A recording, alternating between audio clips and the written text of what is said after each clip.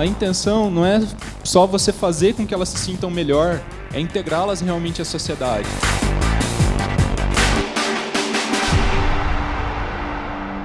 Segundo um estudo feito no ano de 2015, havia 45 milhões de pessoas com deficiência, isso só aqui no Brasil. E desses 45 milhões, apenas 0,8% se encontravam inseridos no mercado de trabalho. Vocês acham que isso era por falta de desinteresse deles? Ou se era justamente a dificuldade que eles têm de viver em um mundo que não tem tanta acessibilidade? Bom, então eu sou o Fernando, sou formado em Biologia, tenho doutorado em Fisiologia Humana, estou atualmente estudando no sistema FIEP, e eu escolhi essa foto justamente por causa que foi um momento que acabou me trazendo para esse projeto agora. Eu tive uma fratura no dedo mindinho jogando basquete, e essa fratura me deixou com uma deficiência no dedo. E essa aqui... Boa noite, então. Eu sou a Raquel, sou aluna do curso de modelagem do vestuário aqui no Senai. E minha formação é engenharia, eu sou professora também na área da docência do ensino superior. E o meu objetivo aqui, então, é aprender. Sempre alguma coisa nova. Bom, então, como eu disse, eu fiquei com uma deficiência no dedo, mas o que é uma deficiência? Primeira dica, nem toda deficiência ela é visível. Tá? Então, vamos ver como é que a legislação trata as pessoas com deficiência. Então, nós temos aqui a Lei 8.213, de 91, que ela foi criada para garantir os direitos dos deficientes com um programa de reabilitação profissional. Como ele falou, desses 45 milhões de pessoas, em torno de 403 mil em 2015 estavam atuando no mercado de trabalho. Então, essa lei ela é também conhecida como a Lei das Cotas, que faz com que as empresas que tenham mais de 100 pessoas na empresa, elas contratem de 2% a 5% de pessoal com deficiência. E desses postos de trabalho, os 403 mil deficientes, em torno de 259 mil eram masculinos e em torno de 144 são postos femininos. Isso é uma estatística de 2015. Bom, e o porquê que a gente tem esses números tão baixos de pessoas com deficiência atuando no mercado de trabalho, ou até mesmo que a gente conheça? Então, nós, como espécie humana, nós temos aversão a tudo que é desconhecido. Isso por quê? Porque isso é uma resposta biológica que nós temos, que é justamente no sentido de autopreservação. Nós somos presas na natureza. Então, você tende a evitar tudo que é estranho ou tudo que pode te colocar em risco. O exemplo prático disso é quando você vai voltar para casa. Se alguém te falar, olha, se você pegar esse caminho aqui, você vai gastar metade do tempo. Mas você não conhece o caminho, você está sozinho e está de noite. Você provavelmente não vai pegar aquele caminho.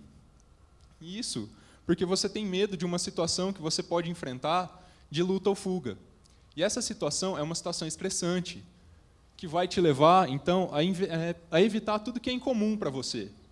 E, justamente, então, as pessoas com deficiência, elas são minoria na nossa população.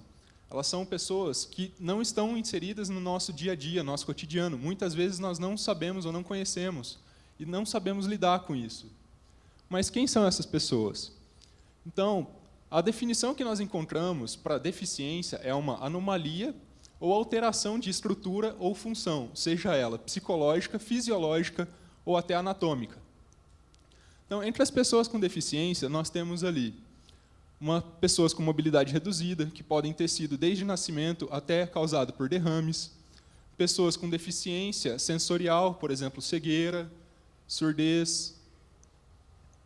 Pessoas com diabetes, por exemplo, também, elas têm uma deficiência fisiológica, elas não conseguem produzir a insulina.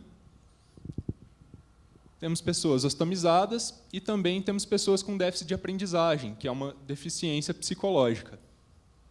Mas se a gente parar de olhar para essas deficiências, e a gente vai ver que se tratam de pessoas, assim como nós.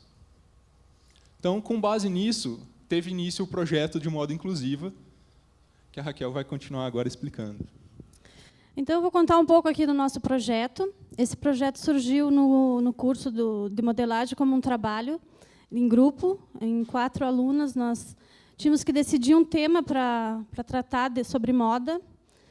E, no nosso grupo, essas 2 colegas aqui nos trouxeram depoimentos de problemas de saúde que enfrentaram, que tiveram que adaptar as roupas.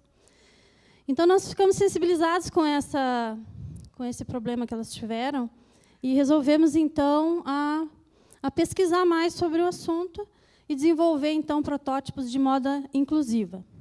No começo, a gente falou sobre a modelagem adaptada, daí eu vou falar um pouco também sobre isso, que é a finalidade da modelagem com design diferenciado. Então, essas pessoas elas têm necessidades de mobilidade, muitas vezes, precisam usar cadeiras de rodas, são cadeirantes, ou são acamados, têm que ser tratados e vestidos adequadamente, de acordo com as necessidades. E essas roupas, então, elas trazem algumas adaptações, como o uso do velcro, dos zíperes, da costura, que é diferenciada, porque uma roupa comum pode machucar um cadeirante, que fica muito tempo sentado, ou a pessoa acamada. Então, as costuras também influenciam no design. O corte também, para quem é cadeirante, ela é um corte diferenciado, as alturas de cós, de calça, os cotovelos também, para o movimento de giro da cadeira. Então, eles precisam de um volume maior de tecido e também para quem usa bolsas de acesso. Tem pessoas que usam bolsas de ostomia, bolsas também para quem tem problema renal, que usam as bolsas de acesso.